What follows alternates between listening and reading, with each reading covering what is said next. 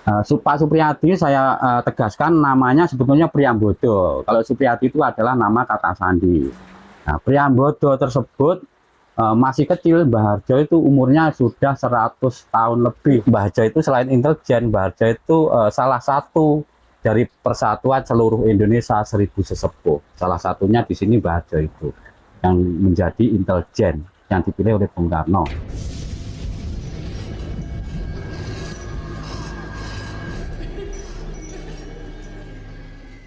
Salam Rahayu, perkenalkan nama saya Mbah Suro, nama lengkapnya Mbah Suroso.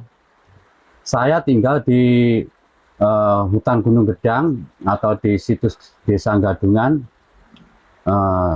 di Dusun Sukomulyo, Desa Gadungan, Kecamatan Ganusari, Kabupaten Blitar, Jawa Timur, Indonesia. Singkat cerita, pada tahun 1820 itu Mbah Harjo sudah lahir di sana. Pada tahun itu sudah lahir di sana. Itu ada peperangan Pangeran Diponegoro dengan Belanda di sana. Jadi Mbah Harjo waktu itu berumur sekitar 13 tahun, kalau enggak, kurang lebihnya seperti itu. Nah, akhirnya orang tuanya Mbah Harjo itu yang perempuan menjadi peladen masak kerajaan, yang laki-lakinya prajurit berpangkat Demang. Jadi ya ikut memerangi Belanda di Jawa Tengah sana, gabung dengan Pangeran Diponegoro, menjadi pasukannya Pangeran Diponegoro begitu. Singkat cerita, peperangan itu kalah. Akhirnya Pangeran Diponegoro singkat cerita ditangkap oleh Belanda begitu. Soalnya peperangan itu lama sekali, puluhan tahun, ya. Nah, akhirnya Pangeran Diponegoro ditangkap. Pangeran Diponegoro mempunyai permintaan, pasukannya yang masih tersisa, yang masih hidup ini suruh membebaskan. Akhirnya termasuk orang tuanya Mbah Harjo yang bernama Mbah Tuwikromo yang berpangkat Demang itu dilepaskan dengan teman-temannya kembali ke tempat kelahirannya, leluhurnya di Blitar sini. Zaman Belanda itu, zaman Belanda, tapi tidak langsung ke sini karena kerajaan peradaban ini sudah tertimbun oleh tanah. Jadi ke desa Popohlingi, tempat tinggalnya orang tuanya Mbah Harjo, makamnya masih ada di sana juga masih.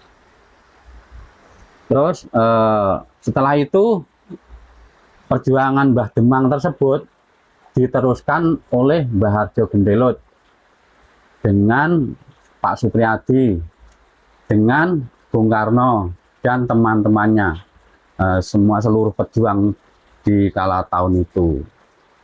Nah, akhirnya begini. Jadi Mbah Harjo itu kelahiran 1820, zaman Belanda itu Mbah Harjo sudah dituakan itu. Pak Supriyadi itu masih kecil. Pak Supriyadi kan lahirnya kan Pak Supriyadi saya tegaskan namanya sebetulnya Priambodo. Kalau Supriyadi itu adalah nama kata sandi. Nah, Priambodo tersebut masih kecil. Mbah Harjo itu umurnya sudah 100 tahun lebih. Jadi Mbah Harjo ini benar-benar kenal dengan orang tuanya Pak Supriyadi. Tahu Pak Supriyadi itu namanya Priambodo itu tahu karena kecilnya juga tahu, kenal sama orang tuanya kan satu grup itu tadi, pasukannya Pangeran Diponegoro orang tuanya itu. Pak Supriyadi semasa kecil itu tinggal di desa Birowo. Birowo itu Kesamben, Blitar ini masa kecilnya. Jadi orang tuanya Mbah Harjo itu menjadi lurah desa Popoh Kesamben, Blitar. Bapaknya Pak Supriyadi itu bernama Mbah Abdul Karim. Ya, itu menjadi polisi hutan desa Kesamben. Nah, itu ceritanya seperti itu. Jadi ya Bung Karno itu menurut Mbah Harjo juga umurnya dengan Pak Supriyadi itu hampir sama, tapi masih tuaan Pak Supriyadi. Pak Supriyadi Priambodo tersebut lahir pada 1900, Bung Karno lahir pada 1901.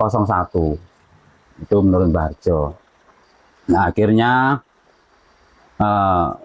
Mbah Harjo itu pada tahun itu Pak Supriyadi masih kecil, Mbah Harjo sudah umur segitu. Lalu Pak Supriyadi tersebut ditinggal orang tuanya, meninggal dunia Mbah Abdul Karim itu.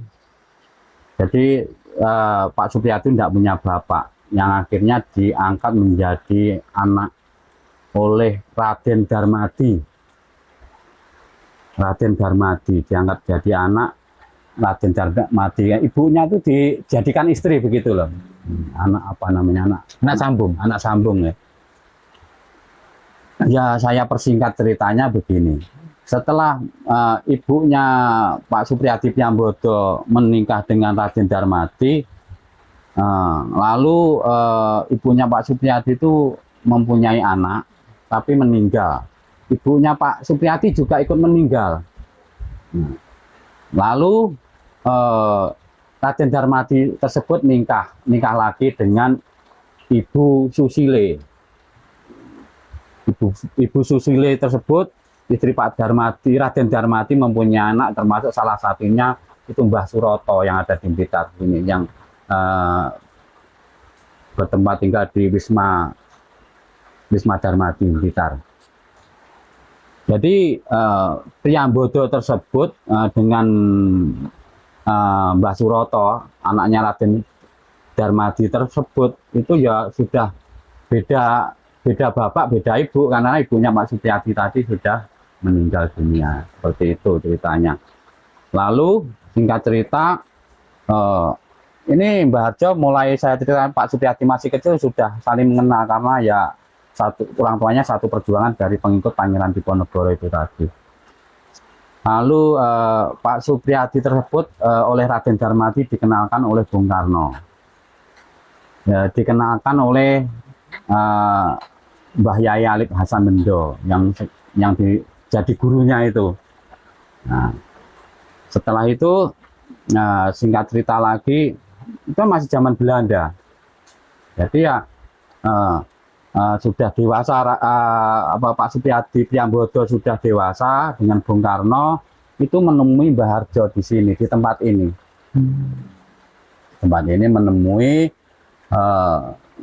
Mbah Harjo di sini tuh nenuwun, juga mengirim doa terhadap para leluhur yang ada di sini. Leluhurnya itu dikirim doa dengan tujuan lain, punya cita-cita supaya ingin terbebas dari penjajahan Belanda tersebut.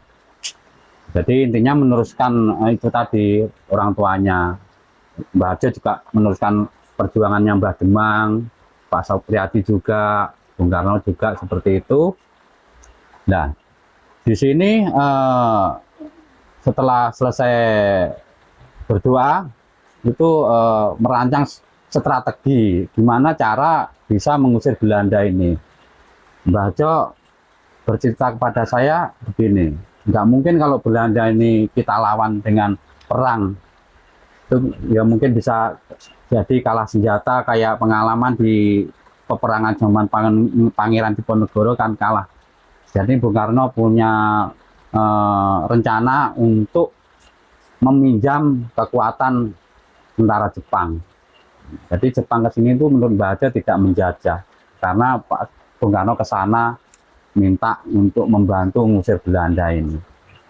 Nah, jadi setelah itu proses Bung Karno ke Jepang, Belanda ngerti kalau Jepang itu mau masuk Indonesia, itu ngerti. Jadi Mbah Harjo yang dulunya bukan tentaranya Belanda, Pak Supriyadi juga bukan tentaranya Belanda, dan teman-temannya itu bukan tentaranya Belanda, kan tidak senang dengan Belanda, nggak mau dijadikan antek gitu kan.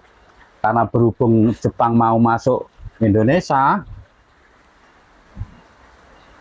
Mbah Harjo dan kawan-kawannya direkrut menjadi tentara Kenil oleh Belanda. Mbah Harjo dan Pak Supriyadi dan kawan-kawan ini mau. Kenapa? Karena tahu ini adalah Siasat Bung Karno. Nah, jadi Jepang masuk dengan Mbah Harjo dengan Pak Supriyadi dibiarkan saja. Akhirnya Belanda pergi. Jadi perjanjiannya Jepang itu menurut Mbah Harjo disuruh bantu ngusir Belanda dengan imbalan hasil bumi itu selama 3 tahun suruh ngambil Jepang. Terus akhirnya sudah genap 3 tahun kan belum pergi Jepang itu. Jepang di sini juga kejam. Nah, hasil panen dia minta semua.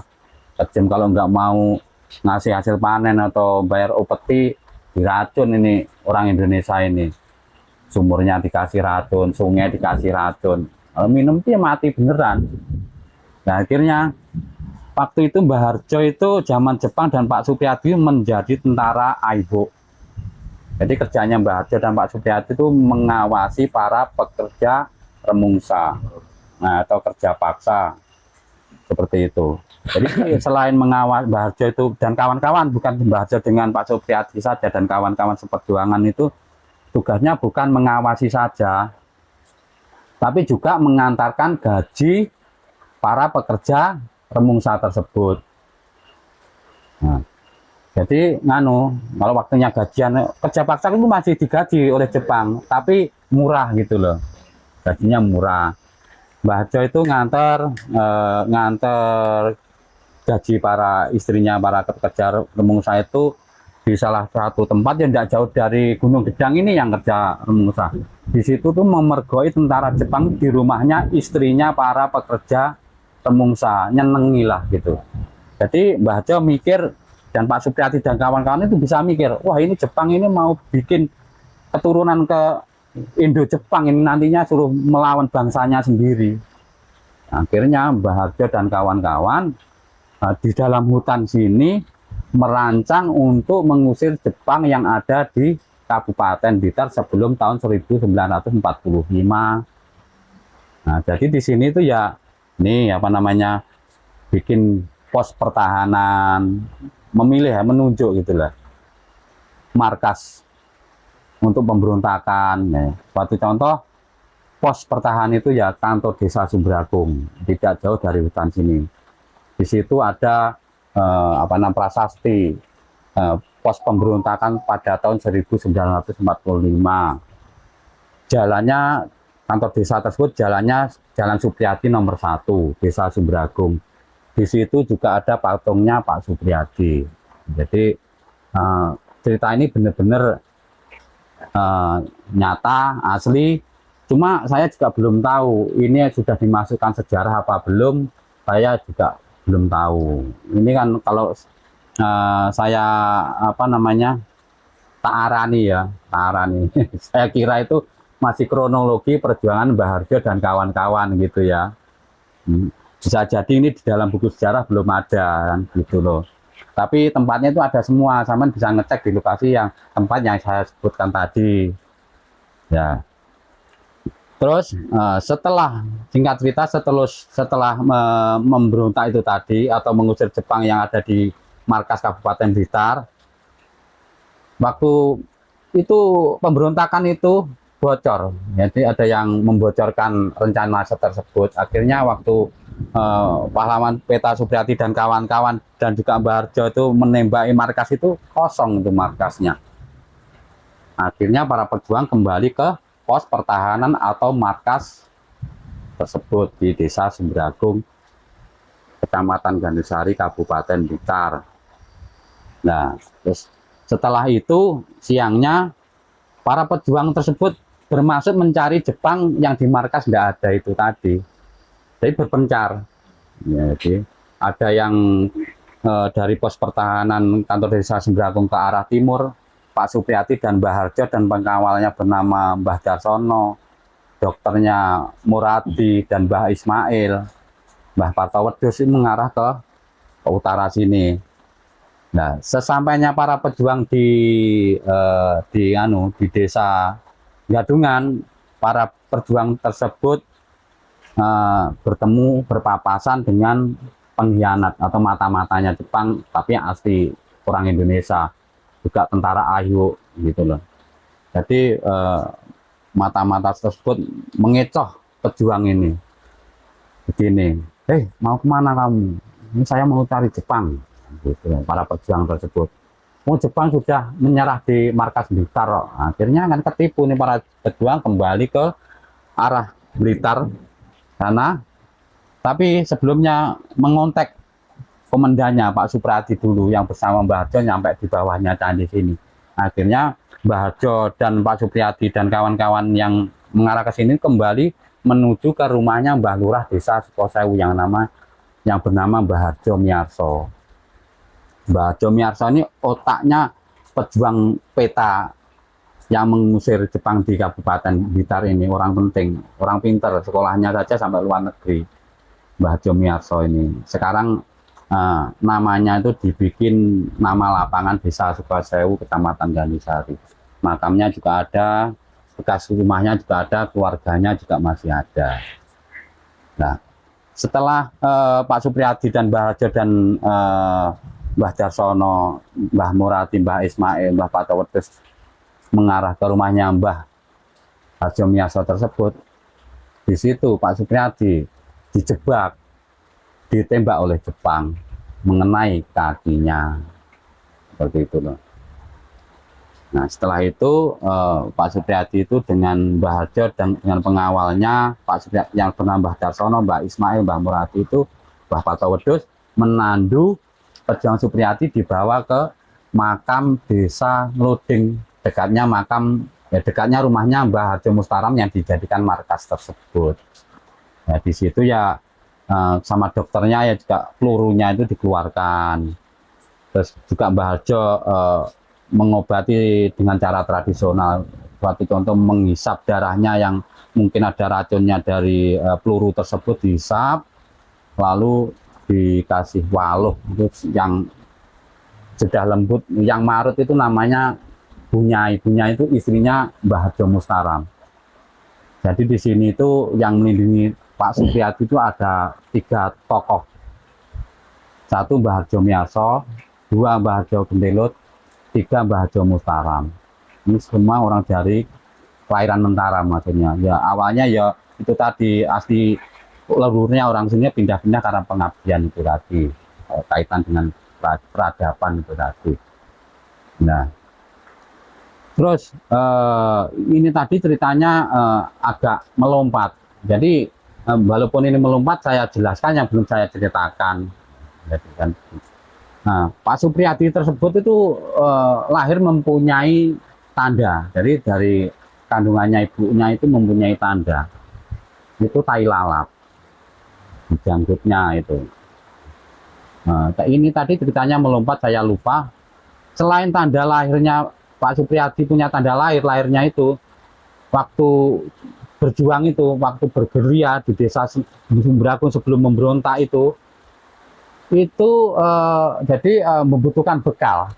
Jadi waktu itu warga sekitar itu yang mendukung dengan yang tidak itu banyak yang tidak, karena yang tidak mendukung takut dengan Jepang, Jadi ada yang mendukung, salah satu itu pemuda yang bernama Damali.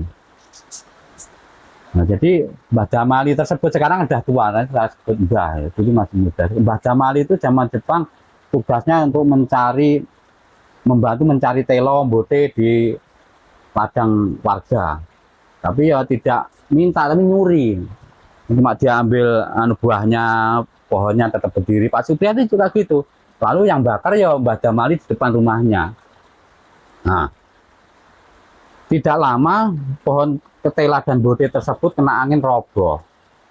Jadi warga itu karena waktu itu susah bahan makan zaman Jepang itu, jadi laporlah Pak Lurah warga tersebut, intinya untuk supaya bisa menemukan pencuri tela dan bote. Seperti itu. Akhirnya warga laporan ke Mbah Lurah Desa Sumbragung zaman Jepang itu masih saudaranya Mbah Harjo Mustaram yang melindungi Pak Supriyadi itu. Nah, Mbah Lurah menerima laporan Lalu Mbah Lurah itu menemui Mbah Harjo Gentelut, menemui Mbah Harjo Miarso, menemui Pak Supriyadi.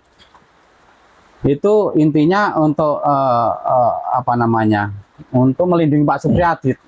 Mbah Lurah tersebut laporan ke para tokoh, termasuk Mbah Harjo Gentelut, untuk melindungi Pak Supriyadi, membuat settingan. Nah, akhirnya begini, sebelum Pak Supriyadi itu diadili, warga itu menemukan bekas bakaran telo di depannya rumahnya Mbah Damali. Jadi warga kumpul di situ, Mbah Lurah ke tempatnya Mbah Damali. Akhirnya Mbah Damali yang waktu zaman Jepang itu masih anak muda, yang mungkin sekitar umur 16 tahun lah, masih belum cukup terlalu dewasa lah, disebut anak muda gitu kan. Akhirnya ketakutan mengaku kalau membakar tela itu Mbah Damali sendiri buat Pak Supriyadi untuk berbekal bergerilya. Akhirnya ditangkaplah Pak Supriyadi tersebut, diadili di kantor desa Sumberagung. Di depan kantor desa Sumberagung dibakar Pak Supriyadi, tapi sudah di apa nanti setting.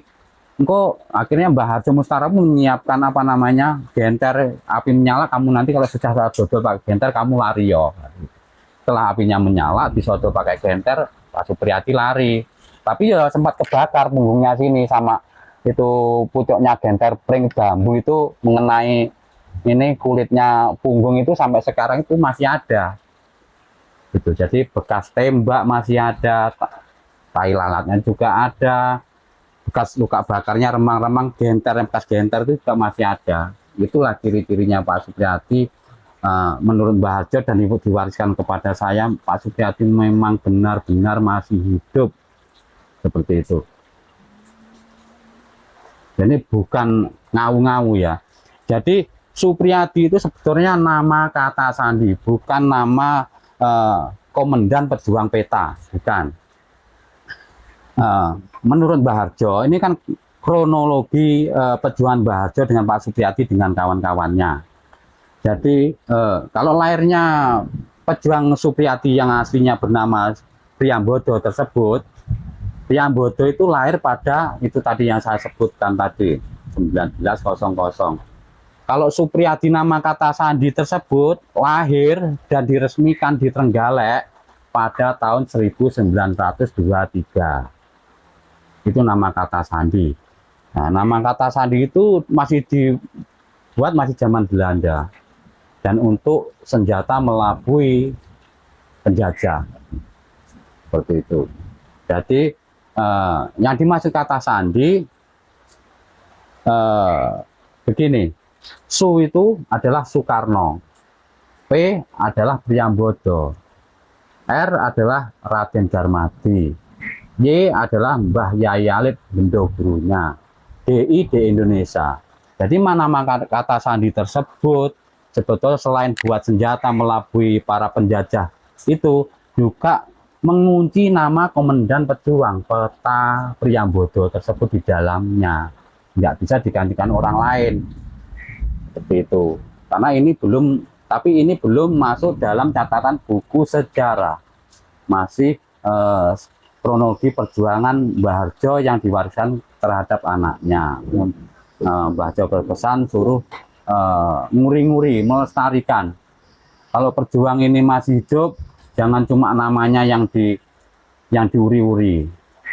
Makanya Mbah Harjo berdosa, harus orangnya juga diuri-uri.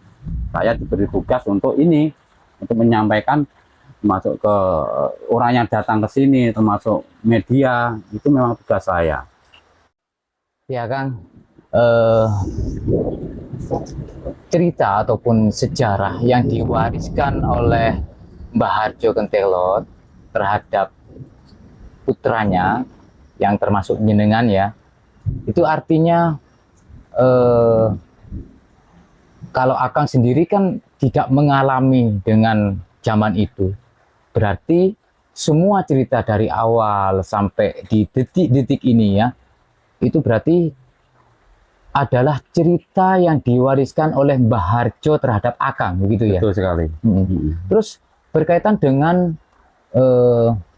orang-orang yang mengaku dengan Supriyadi, kan itu banyak kan Iya. mengaku Supriyadi masih hidup dan saya orangnya. Iya.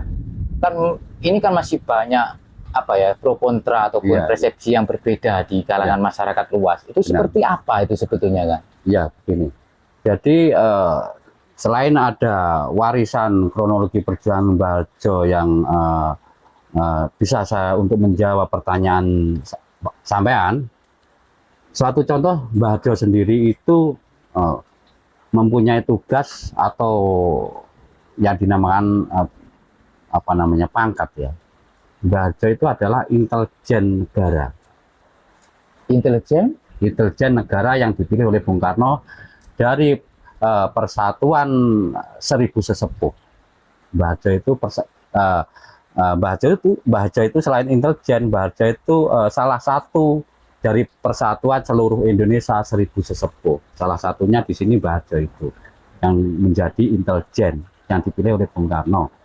Ya, begini. Mbah Harjo ini menjadi intelijen tidak didata atau didaftar gitu ya, atau dikasih seragam gitu ya. Sampai Mbah Harjo itu bertugas itu mulai zaman Belanda menyamar sebagai seorang seniman, sampai zaman Jepang juga ikut berperang dengan Pak Supriyadi. Tapi Mbah Harjo itu tidak memakai seragam. Walaupun jadi tentara AIHO, Mbah Harjo tidak pakai seragam. Bahkan Mbah Harjo itu berpakaian celana apa namanya, celana kolor itu nggak pakai baju. Jadi untuk menyembunyikan status beliau gitu loh. Terus begini, itu contoh Mbah Harjo. Jadi Mbah Harjo itu sampai akhir hayatnya tidak punya catatan bahwa itu Mbah Harjo itu atau piagam gitu, Mbah Harjo itu seorang intelijen atau pejuang peta, itu enggak punya Mbah Harjo itu sampai akhir hayatnya. Semasa hidup Mbah Harjo itu memberi pemahaman saya atau mewarisi sejarah perjuangan itu begini. Supriyadi itu adalah nama kata sandi yang zaman Jepang yang dipakai oleh Komandan Priambodo dan teman-teman seperjuangannya dijadikan nama Regu Pejuang Peta. Jadi nama grup pejuang itu semua Supriyadi, grupnya Supriyadi itu semua namanya Supriyadi, untuk melabui para penjajah, untuk menyelamatkan komandannya tersebut. Jadi yang saat ini yang sampai tanyakan banyak bermunculan Supriyadi itu tidak salah, itu bisa jadi pejuang peta grupnya Pak Supriyadi. Nah, itu di dalamnya itu. Dan Mbah Harjo itu ya persatuan dari seribu sesepuh. Mbah Harjo itu juga Supriyadi karena bergabung di Regu Pejuang Peta tersebut. Ini satu contoh dari orang tua saya sendiri. Seperti itu. Ya Kang, Mbah Harjo itu meninggal di umur berapa? Mbah Harjo itu meninggal kalau menurut pengakuan kelahiran dari Mbah Harjo tersebut, lahirnya pada tahun 1820. Kurang lebihnya kalau saya hitung itu Mbah Harjo tidak ada itu berusia 215. Gitu. Di umur 215. Di umur 215 meninggalnya. Tahun meninggalnya. Dan termasuk yang menemukan situs. Ya, nah begini, Mbah Harjo itu penemu situs Desa Gadungan atau Candi Waringin Branjang. Kalau nama aslinya sebetulnya Kerajaan Peradaban Suku Kelang. Ya, suku Kelang itu leluhurnya orang Majapahit tersebut. Jadi menurut Mbah Harjo begini, waktu zaman leluhur itu ada 3 suku. Jadi ada suku Kelang, itu suku pribumi, ada suku Kalang, itu dari Persia. Jadi Kalang dengan Kelang itu beda. Dengan suku Keling, jadi kalau dari Persia itu begawan yang membawa ajaran Islam masuk ke tanah Jawa atau Indonesia. Kalau keling itu tadi yang dibawa ya kurang lebihnya ya Hindu dan Buddha itu tadi. Tapi tiga suku tersebut berbaur, jadi ya dengan suku pribumi Kelang tersebut berbaur dan beranak pinak jadi blasteran. Nah, jadi menurut Mbah Harjo itu kalau suku pribumi itu sebetulnya orangnya itu tinggi besar dan berkulit bersih kayak Mbah Harjo tersebut. Saya diberitahu, nah kulit kamu itu makanya ada merah-merahnya agak hitam itu dari gen dari India. Kelang itu tadi, keling itu tadi. Orang Jawa sebetulnya pribumi itu bersih-bersih, orangnya tinggi besar. Kalau suku pribumi sendiri itu ya kelang itu bukan kalang ya, bukan tapi kelang. Artinya berarti Mbah Harjo sendiri merupakan keturunan Majapahit asli. Justru sebelum Majapahit, keturunan sebelum orang Majapahit. Orang Majapahit tersebut dari suku Kelang tersebut. Ya, seperti itu. Iya. Ya, jadi apa namanya? Kalau orang sekarang ya orang Indonesia sekarang atau suku Jawa ini, menurut saya sendiri, saya bertanya juga kepada Mbah Harjo, kenapa saya ini kok nggak tinggi besar, kulit saya nggak bersih kayak Mbah Harjo? Karena diterangkan tadi ada gen keturunan campuran itu tadi, mungkin dari ibu saya, mungkin bisa begitu. Kenapa saya kok nggak, orang sekarang kok nggak tinggi besar karena banyak kejadian di zaman penjajahan itu, zaman penjajahan Belanda 350 tahun, ada Jepang, itu bisa menurut Mbah Harjo itu bisa dikatakan kurang gizi gitu loh. Jadi orangnya kecil-kecil gitu loh. Ya. Akang artinya apa apa ya namanya ya, apa dek ngarannya, menangi penemuan candi. Enggak. Akang bersama Mbah Harjo, bapak Akang ya, itu sekitar umur berapa tahun? Oh, lahir saya ya. Tahun Mbah Harjo. Saya kelahiran tahun 1981.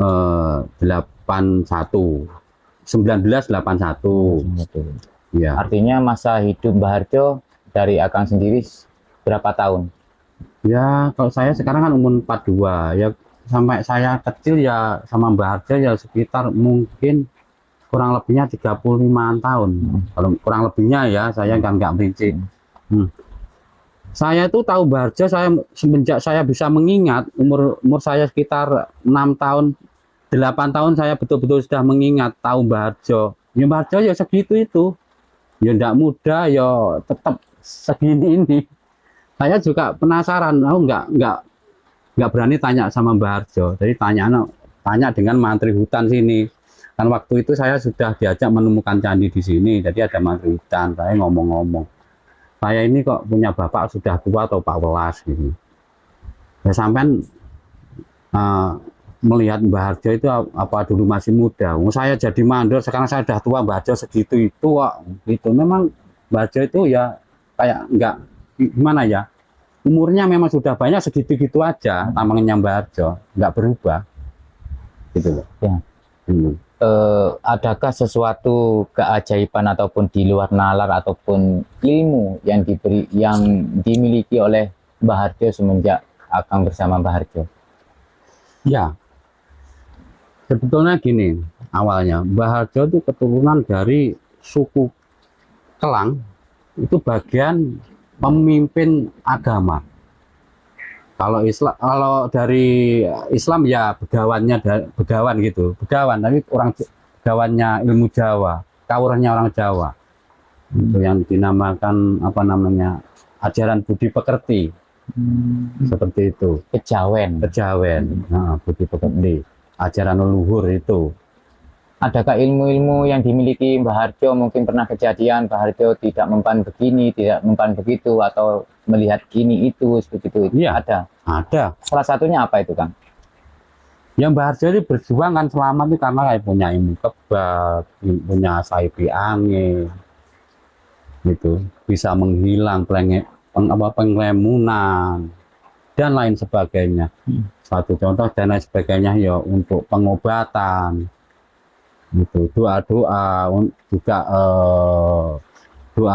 untuk apa namanya, untuk keagamaan seperti doanya wudu, doanya sholat, doanya makan itu punya, tapi ya itu peninggalan leluhur asli pribumi gitu, seperti itu. Kang, di waktu Mbah Harjo meninggal, ya, saya sempat mengutip cerita itu.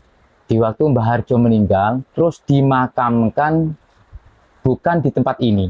Ya, benar. Disitulah ada suatu istilahnya mungkin keajaiban atau apa ya, saya kurang tidak mengerti dengan itu. Katanya itu dipindah, Mbah Harjo itu dipindah ke sini. Itu kronologinya kok sampai dipindah itu kenapa kan? Seperti ini. Nah, sebenarnya seperti ini. Mbah Harjo memang keturunan dari suku Kelang tersebut yang membuat kerajaan peradaban atau candi ini, Candi Waringin Banjang Gunung Gedang ini. Jadi Mbah Harjo itu memang semasa hidupnya sudah berpesan, kalau nanti saya pulang ke alam saya minta dimakamkan di tempat kerajaan leluhur saya di sini. Karena walaupun saya nanti sudah pergi, itu hanyalah jasad saya saja, yang raga saya yang tidak kuat seperti itu toh.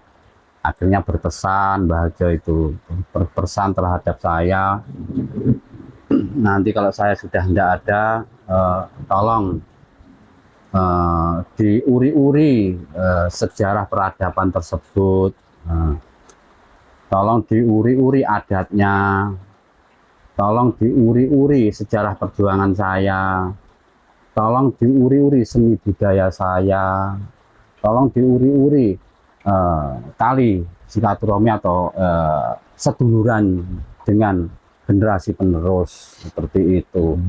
Nah, terus Mbah Harjo itu begini, awalnya dimakamkan di kampung itu sebelumnya sudah berpesan di tempat ini tadi yang saya ceritakan. Kenapa kenapa dimakamkan di kampung? Berhubung istrinya Mbah Harjo itu ada 9, jadi anaknya banyak. Saya itu anak pertama dari istri nomor 9, anak pertama, istri terakhir. Jadi setelah Bapak Mbah Harjo itu meninggal dunia, itu diminta oleh kakak saya yang beda ibu untuk dimakamkan di samping makamnya ibunya, ibu saya yang ibunya kakak saya itu. Jadi sekarang saya kan anak yang ibu paling muda, jadi nggak berani atau membantah kemauan kakak saya. Akhirnya dimakamkanlah di kampung. Setelah dimakam di kampung, 3 harinya masuk Mbah Harjo itu rohnya masuk ke raganya cucunya yang bernama Suwono. Itu pas selamatan di sini banyak orang. Ya, Suwono itu dimasuki Mbah Harjo yang lari dari tempat ini ke tempatnya Mbah Semar yang ngantar adik saya yang namanya Bejo Utomo ini. Akhirnya Bejo Utomo ini memberitahu saya bahwa Bapak masuk dalam raganya Suwono seperti itu toh. Akhirnya saya datangi ke tempatnya Mbah Semar dengan muridnya yang namanya Mbah Sunari. Di sana saya tanyai Suwono yang sudah dirasuki Mbah Harjo. Saya tanyai, ada apa toh Pak, kok masuk dalam raganya cucumu atau cucunya raganya Suwono? Anu le, so aku harus pesen nang awakmu, aku titip mbokmu ya, titip mbakyumu ginem ya le. Cuma seperti itu ngomongnya.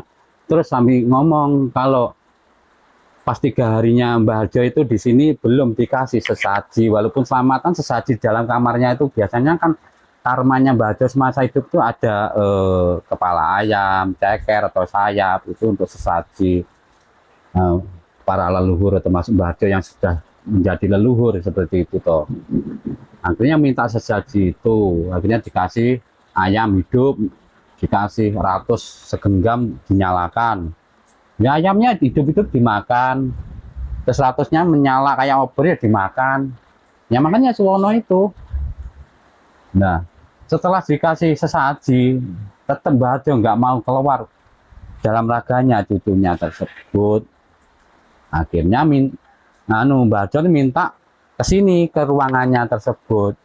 Akhirnya ada berapa orang, lebih dari 5 orang yang menyaksikan Mbah Harjo masuk dalam tubuhnya cucunya itu. Akhirnya Mbah Harjo di situ ngomong, jadi ngomongnya nggak terhadap saya, ke orang-orang itu. Aku kan sudah bilang kalau aku minta dimakamkan di sini kan seperti itu. Aku pindahan ke sini. Walaupun saya ini sudah raga saya sudah mati, roh saya masih ada ini, saya ngamuk, meja ini digebrak sekeras-kerasnya gitu. Brak, aku pindahan ke sini gitu. Aku ini masih hidup, aku masih ada, gitu kan? Karena orang-orang takut kan. Ya Mbah, nggih Mbah, dipindah Mbah nggih, gitu. Barulah Mbah Harjo keluar dari raganya cucunya tersebut, keluar gitu, sudah keluar. Nah, Suwono sadar, yaitu ya barusan makan ratus segenggam sama api sama ayam mentah ya muntah-muntah, gitu ceritanya seperti itu. Terus akhirnya saya bingung gimana nih caranya memindah makam ini, kan ada aturannya kan seperti itu. Saya bingung, nggak ada orang yang kesini. Terus pas sekitar 5 harinya atau 6 hari ada orang yang kesini ngomong gini, muridnya itu namanya Bik Toina, dalam rumahnya Kediri. Lho le so bapak iki masa wis ora enak wi jasate utuh begitu toh. Nah, Mbah Harjo dulu juga pernah berpesan terhadap saya gitu. Le, orang hidup di dunia ini kalau kelakuannya baik, tidak selalu membuat dosa, itu kalau mati jasadnya itu di dalam kubur itu nggak bisa busuk, Mbah Harjo. Jadi saya ingat kata-kata Mbah Harjo setelah Bik Toinah itu matur bilang begitu. Terus besoknya muridnya Mbah Harjo yang bernama Mbah Sunari tersebut ke sini menemui saya membahas soal pemindahan tersebut. Nah, ini loh Mas Roso. Ini pasnya memindah itu pas nafsunya, jadi pas 13 harinya gitu. Nah, jadi ya saya bingung gimana, apa ya Mbah Harjo itu benar-benar tidak busuk di dalam kuburnya, jasadnya ini, yang itu tanda tanya. Tapi akhirnya saya percaya nanti walaupun Mbah Harjo itu busuk menjadi kayak apa ya, kayak endut itu ya, itu memang cikal bakal saya di situ. Yang penting saya bisa melaksanakan permintaan Mbah Harjo, menjalankan amanah. Itu. Akhirnya saya tetap bingung Mas. Dalam hitungan 6 hari 7 hari itu bingung. Akhirnya ke 9 harinya ada muridnya Mbah Harjo ke sini lagi, anak muda. Sore-sore jam segini ini. Mas Roso, aku belum begitu kenal sama itu, masih pernah ketemu di sini 1 kali. Mas Roso, permintaannya Mbah Harjo terkabulkan gitu. Wah, saya langsung pikiran saya langsung cerah, langsung senang saya ini. Kamu sini, kamu ikut saya. Jadi saya diajak, anak itu ikut saya dibawa ke Blitar Kota. Saya bingung, aku sadar sampai mendekati Herlingga itu. Mas, saya ini mau dibawa kemana? Tak bawa ke rumah dinasnya Pak Kapolres. Gitu. Tujuannya apa? Saya nggak ngerti. Akhirnya sampailah ke rumah dinas Pak Kapolres. Waktu itu Pak Kapolresnya masih Bapak Anis dari Aceh. Akhirnya di situ ada orang buka bersama kan pas puasa. Nah, nggak lama orang-orang yang berbuka puasa itu berjumlah sekitar 50 orang lebih itu suruh keluar. Akhirnya ditatakan meja dadakan yang lebarnya segini, panjangnya sekitar 10 meteran. Akhirnya di situ sekitar ada 15 orang yang duduk di tempat situ, termasuk saya, yang mengajak saya, juga Pak Kapolres, dan lainnya.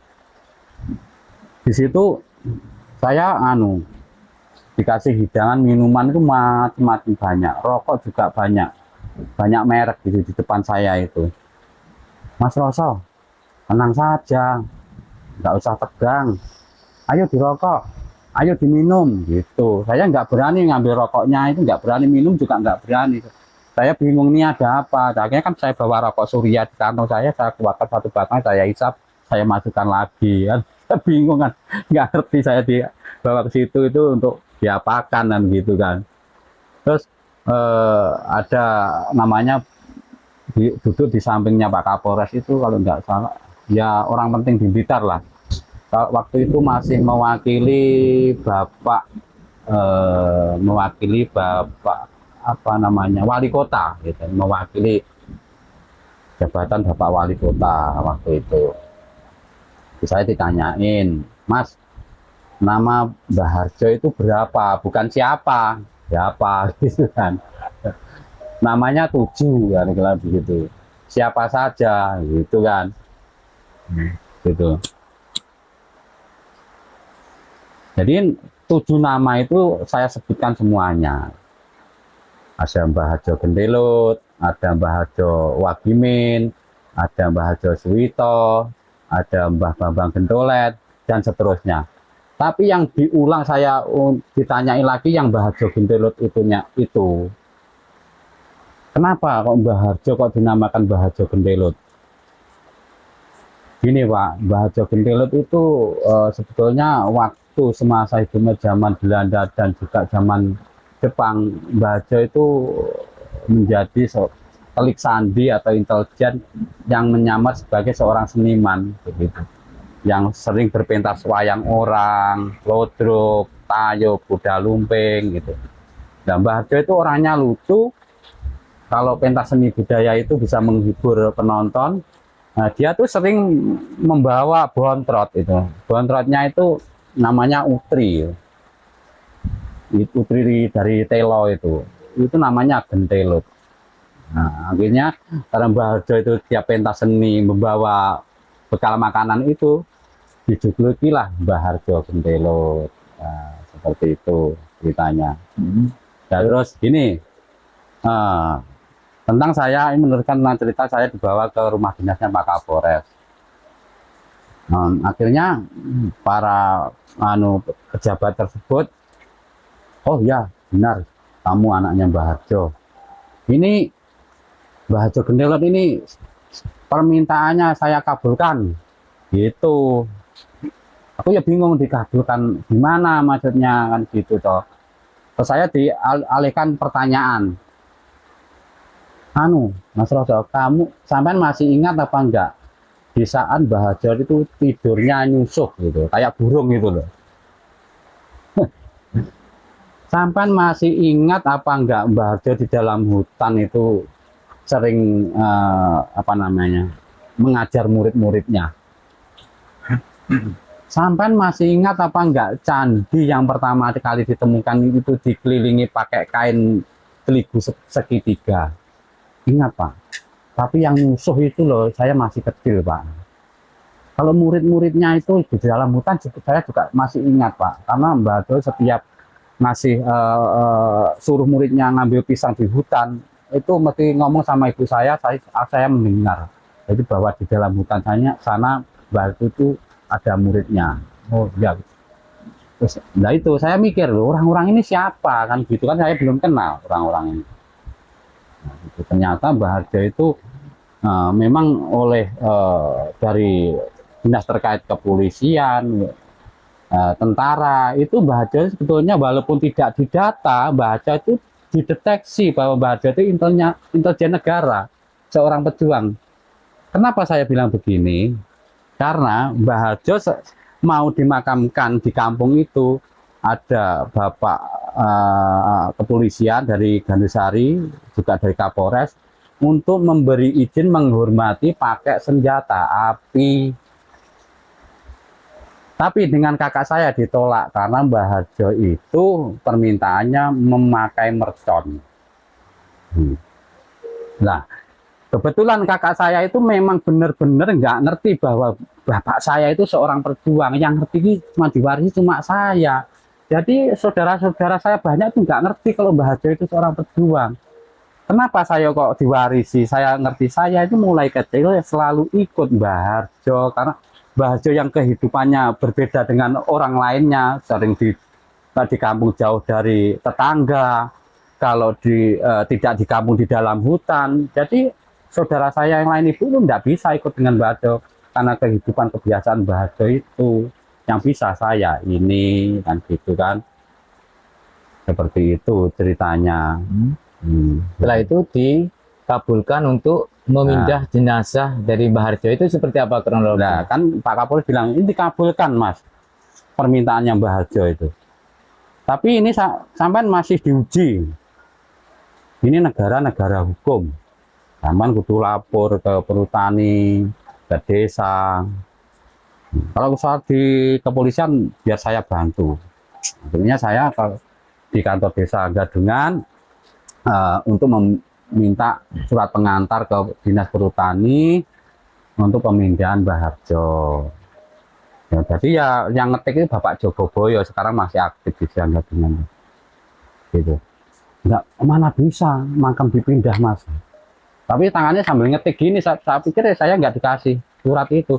Tiba-tiba gini, ini sudah jadi, terus suruh tapak tanda tangan Pak Kades, langsung ditanda tangan ke perhutani. Belum sampai masuk ke ruangan tamu itu sudah ada apa Mas Roso? Ini saya bawa ini mau Mbah Harjo. Oh Mbah Harjo sudah saya kabulkan di sana gitu.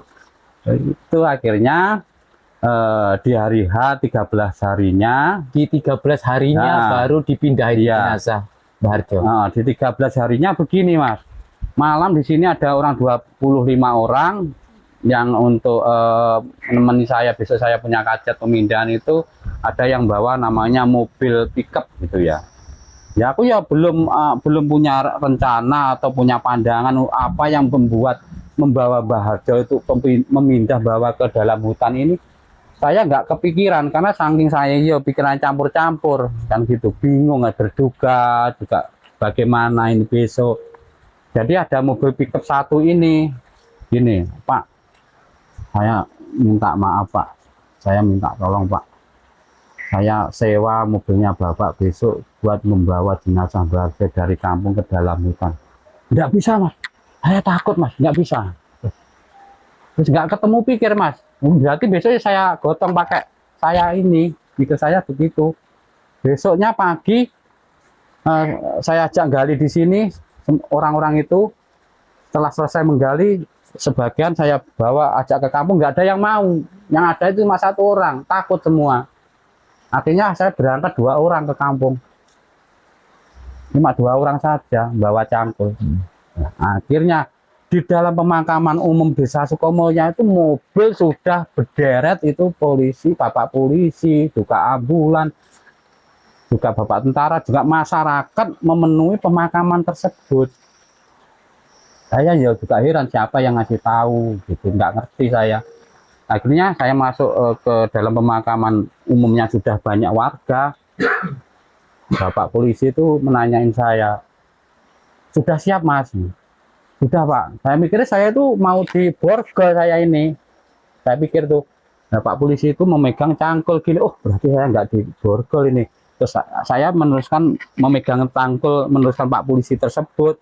Saya nyangkul 3 kali atau 4 kali sudah diminta warga.